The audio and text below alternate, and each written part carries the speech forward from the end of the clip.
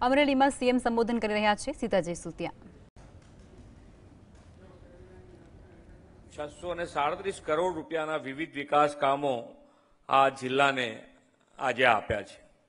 વિકાસ કેવી રીતે હોય, કેટલી સ્પીડ, કેટલા સ્કેલ થઈ શકે તે ગુજરાતે મોદી સાહેબની વિઝનરી લીડરશીપમાં દેશ અને દુનિયાને બતાવ્યું છે.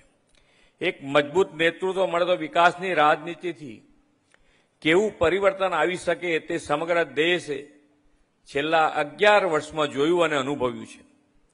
આદરણીય શ્રી નરેન્દ્રભાઈએ જીડીપીના દરેક સેક્ટરને સશક્ત કરવાના પગલાં લીધા છે.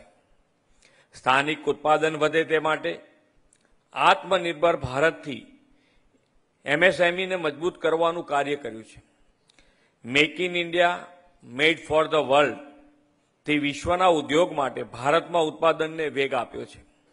સેમિકન્ડક્ટર અને ઇલેક્ટ્રોનિક્સ જેવા ક્ષેત્રમાં ભારત વિશ્વમાં મહત્વના સ્થાને છે. ડિફેન્સમાં ઇમ્પોર્ટમાંથી એક્સપોર્ટર દેશ બન્યો છે. ગત નાણાકીય વર્ષમાં ભારતે 80 જેટલા દેશમાં ડિફેન્સની કરોડોની નિકાસ કરીને નવો રેકોર્ડ સર્જ્યો છે. વડાપ્રધાનશ્રીએ વિશ્વના અનેક દેશોમાં કોરોના વેક્સિન પહોંચાડીને કોરોના સામે રક્ષણ આપ્યું. કોરોના સામે રક્ષણ આપતી વેક્સિન રસી પણ અંકલેશ્વરમાં બની હતી. આદરણીય મોદી સાહેબના નેતૃત્વમાં દેશમાં અનેક ક્ષેત્રે રિફોર્મ થયા છે અને એ દરેક રિફોર્મ્સના કારણે આજે લોકોનો વિશ્વાસ પણ વધ્યો છે. લોકો પણ ઈમાનદારીથી ટેક્સ ભરતા થયા છે, કેમ કે સૌને વિશ્વાસ છે કે એમના ટેક્સના પૈસા મોદી સાહેબ દેશના વિકાસમાં જ વાપરશે. જીએસટીનો અમલ થયાના 8 વર્ષ પૂરા થયા છે અને તેની આવકમાં પણ ઉત્તરોત્તર વધારો થયો છે. જુલાઈ માસમાં જીએસટીના આંકડાની વાત કરું તો દેશની જીએસટીની આવક 1.95 લાખ કરોડથી વધુની નોંધાઈ છે અને એ જ રીતે ગુજરાતમાં પણ જીએસટીની આવક, એસજીએસટીની આવક ગત વર્ષ કરતાં 15% વધારા સાથે 10,381 કરોડ રૂપિયાની આવક થઈ છે ગુજરાતને પણ. અને આ બધું જ કોઈ વેપારી, અહીંયા બધા બેઠા હશે, ઘણા બધા વેપારી હશે, કોઈ વેપારી એમને ટેક્સ ભરે એમ લાગે જ તમને? અને પાછા કેટલા તો વકીલો છે આપણી પાસે કે કેવી રીતે ટેક્સમાં ક્યાં બાંધછોડ મળી શકે. વ્યવહારિક લેવી જોઈએ. એમાં આપણને સરકારે જેના ફાયદા આપ્યા છે, જેના માટે બનાવ્યા છે, એ ફાયદા લેવા બી જોઈએ. પણ બને એટલા પૈસા સરકારમાં ભરવાના થાય તો ક્યારે ભરે? કે ભાઈ આવકે થાય છે એ પ્રમાણે આપણો ધંધો ચાલે છે, ધંધાની સાથે રોજગારીઓ પણ એટલી મળે. આ બધા જ આંકડા જે નાની મોટી તમને બૂમો સાંભળવા મળતી હોય એની સામે કે ભાઈ આજે આટલી બધી આવક થતી હોય એટલે ઇન્ડસ્ટ્રીઝ એટલી ચાલે છે. ને ઇન્ડસ્ટ્રીઝ ચાલે ક્યારે? કે એને જોઈતી દરેક સુવિધા સરકાર પહોંચાડી રહી છે.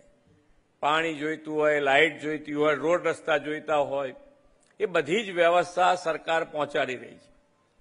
પણ દરેક દેશ પોતપોતાનું જુએ તો આપણે પણ માનનીય વડાપ્રધાનશ્રીની હાકલ હમણાં જે કિસાન સન્માન નિધિનો ઉત્સવ મનાયો ત્યારે એમણે હાકલ કરી છે કે વોકલ ફોર લોકલ. એટલે આપણે સ્વદેશી વસ્તુનો આગ્રહ કરવાનો જ હોય અને કરવો જ જોઈએ આપણે બધાએ. અને એ જ આપણા માટે આત્મનિર્ભરતાનો સાચો રસ્તો છે. તો એનામાં આપણે બધાએ થોડુંક વર્ગી રહેવું પડે અને એ વર્ગી રહેલા રહીશું તો જ આપણે બધા દેશોને અત્યારે ખબર છે કે ભારત અત્યારે સૌથી વધારે ગ્રો થતો દેશ છે અને એના હિસાબે જ નાની મોટી મુશ્કેલીઓ ક્યાંક ને ક્યાંક ઊભી થાય તો એને પહોંચી વળવા માટે આપણે માનનીય વડાપ્રધાનશ્રીનું જે વિઝન છે કે ભાઈ લોકલ ફોર વોકલ, આપણે આપણી સ્વદેશી વસ્તુઓ રોજબરોજની જે વસ્તુઓ વાપરીએ છીએ એ બધી સ્વદેશી હોય એના ઉપર આગ્રહ.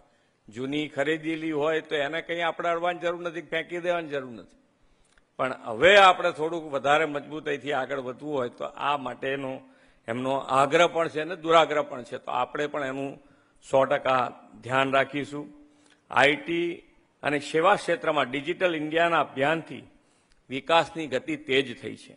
દેશનું અર્થતંત્ર વિશ્વમાં ઝડપથી 3જા સ્થાન પર પહોંચશે તેવો સૌને વિશ્વાસ થઈ ગયો. બધાને વિશ્વાસ છે કે આપણે પહોંચવાના જ છીએ. ગુજરાત તો ભાગ્યશાળી છે કે આદરણીય શ્રી નરેન્દ્રભાઈ મોદીના નેતૃત્વનો 2.5 દાયકાથી લાભ મળી રહ્યો છે અને તેમણે ગુજરાતમાં વીજળી, પાણી, રોડ રસ્તા જેવા પાયાના ઇન્ફ્રાસ્ટ્રક્ચરની સાથે સામાજિક ઉત્થાન મજબૂત ઇમારત ઊભી કરી છે. એ દિશામાં ભરૂચ જિલ્લો પણ આગળ વધ્યો છે. આજે મળી રહેલા વિકાસ કાર્યોમાંથી 576 કરોડ રૂપિયાના વિકાસ કાર્યો તો રોડ કનેક્ટિવિટીના છે. આ ખૂબ સારા રોડો છે. એની વાત કરું હું તમને તો આમાં 400 કરોડ રૂપિયાના ખર્ચે 46 કિલોમીટરનો 4 લેન આમોદ, રોઝા, ટંકારિયા, મુલેરા રોડ છે. વડોદરા મુંબઈ એક્સપ્રેસ વેના વાહનો સીધા જ દહેજ જઈ શકે એના માટે આ રોડ 400 કરોડ રૂપિયાના ખર્ચે આપણે તૈયાર કરી રહ્યા છે.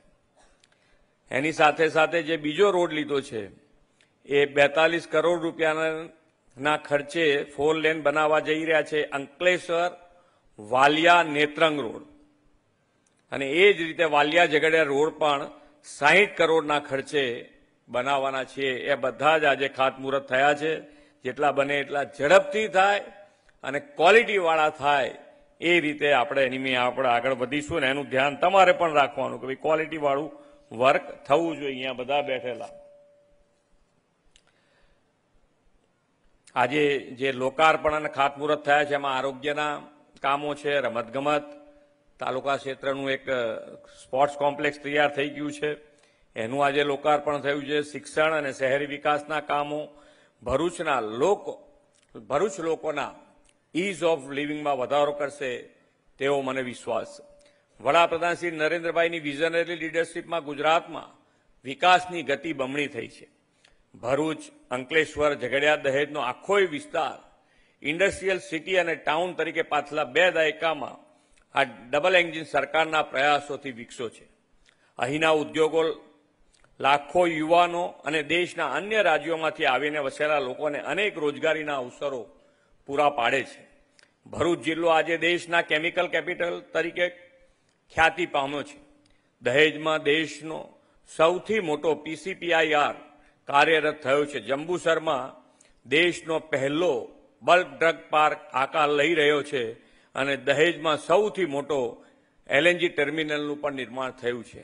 આ જંબુસરનો અત્યારે જ અમે બલ્ક ડ્રગ પાર્ક જઈને આવ્યા છીએ અને એ અત્યારે જે પ્રમાણેનું કામ થઈ રહ્યું છે મને લાગે છે ત્યાં સુધી ટાઈમસર આ લગભગ 2026માં 3-4 મહિનામાં એ કમ્પ્લીટ થઈ જાય એવું લાગે છે. અને એ કમ્પ્લીટ થઈ જશે એટલે આ ફરીથી આ ડેવલપમેન્ટમાં ખૂબ મોટો ફાળો આ બલ્ક ડ્રગ પાર્કનો પણ હશે. ભરૂચના ઔદ્યોગિક વિકાસને વેગ આપતો દિલ્હી મુંબઈ એક્સપ્રેસ વે તથા લોજિસ્ટિક માટેના વિવિધ કદમો લેવામાં આવ્યા છે. ભરૂચ અને અંકલેશ્વરને સંકલિત વિકાસ ટ્વિન સિટી મોડેલ પર થઈ રહ્યો છે. વાલિયા ખાતે ટ્રાઇબલ ઔદ્યોગિક પાર્ક અને agro food park, C food park પણ ભરૂચના આર્થિક અને સામાજિક વિકાસમાં ઉમેરો કરશે. આદરણીય શ્રી નરેન્દ્રભાઈના નેતૃત્વ અને માર્ગદર્શનમાં નીતિ આયોગે દેશમાં 4 વિસ્તારોને ગ્રોથ હબ તરીકે વિકસાવવાનો નિર્ધાર કર્યો છે અને એ 4 જે આખા દેશમાં બનવાના છે એમાંથી એક એટલે સુરત, અને સુરત ઇકોનોમિક રિજિયન તરીકેનો સમાવેશ થયો છે. અને આ વિસ્તારને વૈશ્વિક તર્જ પર વિકસાવવા માટે 56 પરિયોજના બનાવવામાં આવી છે. આ સરમાં ભરૂચનો પણ સમાવેશ કરવામાં આવ્યો છે. ભરૂચ સહિત સુરત, વલસાડ, નવસારી, તાપી અને ડાંગ એમ 6 જિલ્લામાં ઉદ્યોગ, પ્રવાસન, રોડ નેટવર્ક અને માળખાકીય સુવિધાઓમાં આ વૃદ્ધિ થવાની છે. આ જે રિજિયોનલ પાર્ક બનાવ્યો છે સુરત, એની અંદર 6 જિલ્લા આવે છે અને એ 6 જિલ્લામાં આનું જે બી લાભ મળશે એ આ 6 જિલ્લાને મળવાનો છે.